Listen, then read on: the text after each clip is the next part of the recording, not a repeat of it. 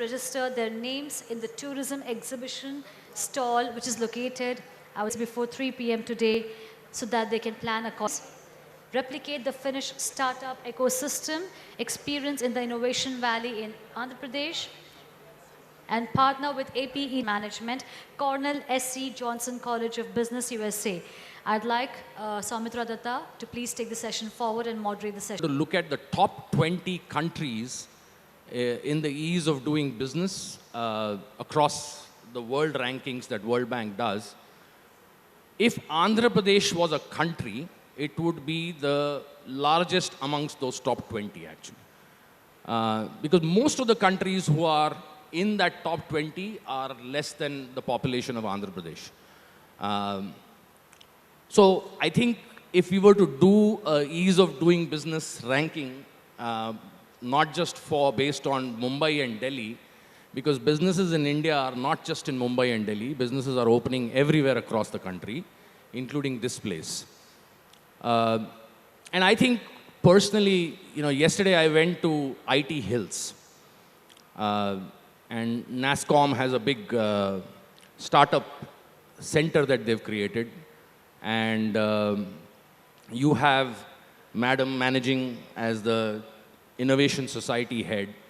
And I was talking to Madam and I was asking her, what keeps you awake at night? And she said, the Honorable CM is always knowing more than me on what is happening in that center, which is actually pretty amazing in terms of how someone like the Honorable CM is holding people accountable for what they are doing. Is the huge amount of focus on measuring things. And I think measuring things ensures that there is accountability. And I know you have a dashboard for everything in your office. And I think that measurability, whether it is at a taluk level, whether it is at a panchayat level, at a district level, or at a state level, holds people accountable and ensures that you know where you stand today and where you will go tomorrow. The second aspect of ease of doing business, which I feel we should focus a little more attention on, is how do we ensure that this ease of doing business is going to the bottom of the pyramid and touching the bottom of the pyramid. And it may not directly be linked to ease of doing business, but it is how we can impact using technology to help people who may not come to the city over the next 10 years, but will stay in their villages or in their smaller towns. But can all of these things impact, and technology can impact those people? And I was thinking of some of the things that we as Cisco are doing in Andhra Pradesh and in other states.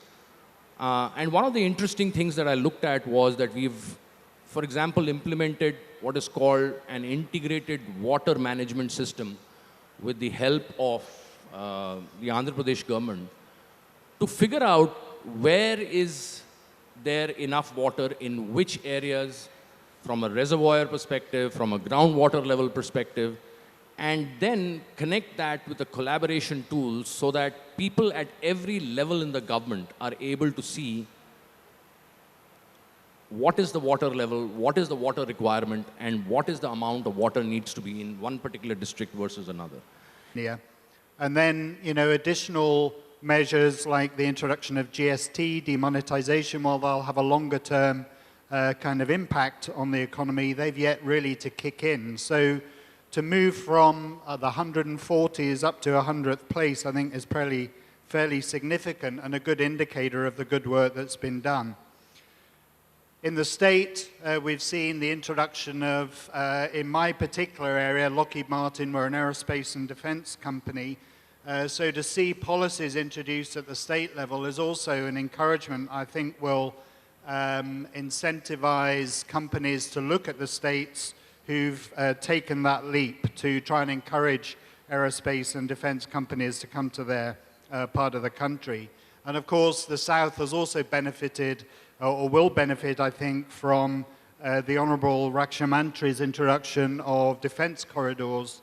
40 years because we believe in India and we believe in the opportunities between the United States and India. Chief Minister Naidu, it's a pleasure to be in your state. It's the first time I've been here. I hope it's not my last. I will say that I hope you invite President Trump next time because he could learn a lesson or two from what you've done in this great state. So congratulations. I also want to give a lot of credit to CII because they're a great partner of the U.S. Chamber of Commerce and have done great work to promote India going abroad as well as encouraging reforms here in India. I travel for my job all around the world, and I will say that a couple of factors stand out. You look at the size of India's market, and you realize that the per capita income is still very low, but it's a $2.5 trillion economy. And by any forecast, in the next 15 years, it could be a $10 trillion economy. You cannot ignore India. If you're from the United States, if you're from Europe, if you're from the Middle East, from Africa, from wherever, you have to be looking at how to explore and develop relationships here. I think the market's very important. The world market is growing at about 3.9%. India is growing at 7% and should grow further, maybe even 8 or 9% in the next decade. Consider it very seriously as part of his future actions. So next I would like to request with His Excellency Honorable Chief Minister, his vision. We come back because we are keen to learn from the Chief Minister states how they have transformed the state to a level to be one of the most fast-growing states in terms of GDP and their contribution to the economy of India. We really, once again, honored and privileged. We have come a very big delegation from UAE this time. We promise you, Chief Minister, we will come back again. Because really, what we have seen from the presentation again this morning of His Honorable Chief Minister, his vision is very clear. I think I will not indulge in too much detail and ease to do business. Honorable Chief Minister have clearly put it in a very simple, it's innovation. Innovation is key to success. We share the same vision, Your Excellency.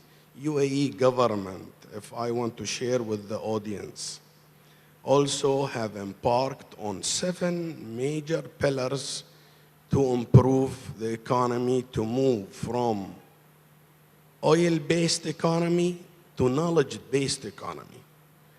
We have focused on renewable energy, health, education, space, water, and innovation. Innovation is the core. I personally, Honorable Chief Minister, have witnessed the evolution of the telecom for the past 3 decades. I'll share with you a very small experience. When we were in Ittisalat as a telecom company, we were debating to launch short messaging system, SMS, back in the late 80s. It was a big debate. Will there be a market for short messaging? Debate from the technical team, the innovators, and the finance team. And the finance team were not convinced to buy a software for $2 million. And finally, we decided to launch this short messaging. And it was phenomenal growth in messaging. So just a small example to share with you how the innovations and the technology has improved our way of life. With you, Chief Minister, I'm privileged again. The examples are many, but Andhra Pradesh vision, it's a UAE vision, it's an India vision.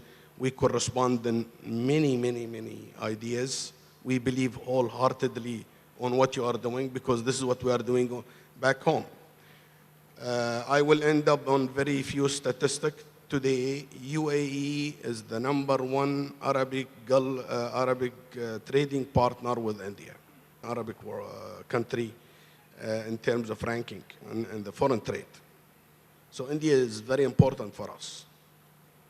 And we have developed this strategic relationship by signing many agreements with the India states, if you've seen the last 2 years.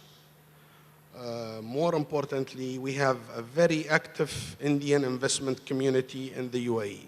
We have 4,600 Indian firms operating satisfactorily in the United Arab Emirates. Time that I represent Indian industry and talk about us, I'll talk about the last person in the room to the people sitting right here in front. So it's big and small industries. What's really happened is the fact is that India will become a $5 trillion economy. And in doing so, we'll need to triple our food production. We will need to create more steel. As I know, the steel company, the auto companies have actually locked out Maruti alone. All the existing steel company has already been underwritten for the next 5 years. So we will need more steel. We're going to need core sectors to start performing. And every one of these, if you look, just in my sector of healthcare, the Ayushman Bharat, 500 million people who will need healthcare. Think of the opportunities. So in every sector, so India, there are unlimited opportunities in every sector in India. So at that point, all of us know this fact. So we have to understand what it is that will get us. Why is it that Indian companies, tell me the last time that we have created the company the size of a Bajaj Auto or a Hero Motors, all these were 90s companies. Now what we need to do is we need to be able to take the medium, the MSMEs, and how can we make them into large world-class companies. And this has been done. This has been done very well in the auto sector, where we have anchor investors and the auto industry has come, the ancillaries have come, and now we've become world-class. So these clusters will happen across the country. If you see in rail, if you see in defense, Phil spoke about defense, and in many, many other sectors that you'll see. These anchor investors need no longer be Indian investors. They will be large foreign investors that make their footprints in India, like Kia Motors has come to Anantapur. So this will spawn many industries, many jobs. So I think what India has done, ease of doing business, has done fantastically, is to be able to create an environment to start new businesses. As our Chief Minister said yesterday, and he's among the top of the list, so he said you can get land here, you can get electricity, you can get permissions, and you can open your business, and you can do all this within a month. So it's easy to open businesses. Also, and this is being measured by the DIPP. So every state is being ranked, so you're seeing competitive federalism at its best, that every state wants to attract you. The same thing is that if a company is in trouble now, we can close. The new laws allow closure of companies, but to be able to access, we have to be able to access finance. And this is very important in terms of, we've gone through a very tough time, but with technology and with new resilience of our companies, we have to open up ways for us to get financing for our companies. Businesses, you need unity, you need liberalization, and you need flexibility. And above all these three words, you need reforms. Reforms to achieve a single market, reforms to liberalize the economy, and reform to have more flexibility in all markets. Regarding the single market, India is a huge territory with an enormous population. You need to ensure that investing in Andhra Pradesh or selling to Andhra Pradesh is the same as investing in Uttar Pradesh and sell into Uttar Pradesh or in New Delhi or in Mumbai. In order to achieve this, you need a standard of regulation, and you need the highest standards. We all share the view that Andhra Pradesh has now the highest standard in terms of investment attracting and in terms of opening of the economy. So the rest of the states should look at Andhra Pradesh and unify and standardize the regulation according to Andhra Pradesh standards to have a single market. In Europe, we have been working in the single market for more than 40 years. It's not an easy task, but it is very successful when you achieve the goal of this unity in the market in terms of economies of scale and in terms of the regulation and in terms of the standards for investment and for exports that they have. The second item would be liberalization of the economy. In Spain, we started in the 80s when we integrated in the European Union. We started to open our markets, and in the early 90s, we opened our capital account. We opened our economy to foreign investments. In the first years, we received a lot of investment from abroad. For example, the first high-speed train line was built in Spain by Germany and France. And now we have Spanish companies building high-speed trains all around the world, in the Middle East, in America, and in Asia. So opening the economy to foreign investment is not a threat, it's an opportunity, and it's a way to have big companies investing abroad. This is my first time to India, so I was surprised to learn how India has changed over the year after this reform making in 1990s. Myanmar and India are connected in the history. We are under British India for about 50 years, and we maintain the law that is more than 70 years back. So I congratulate Chief Minister for #1 in the ease of doing business index in India, because as a chairman of the task force on ease of doing business in Myanmar, I know how difficult to change the situation. For Myanmar, I think we start our reform only in 2011. We are in the nascent state of democracy. We are trying to change the market economy. And the present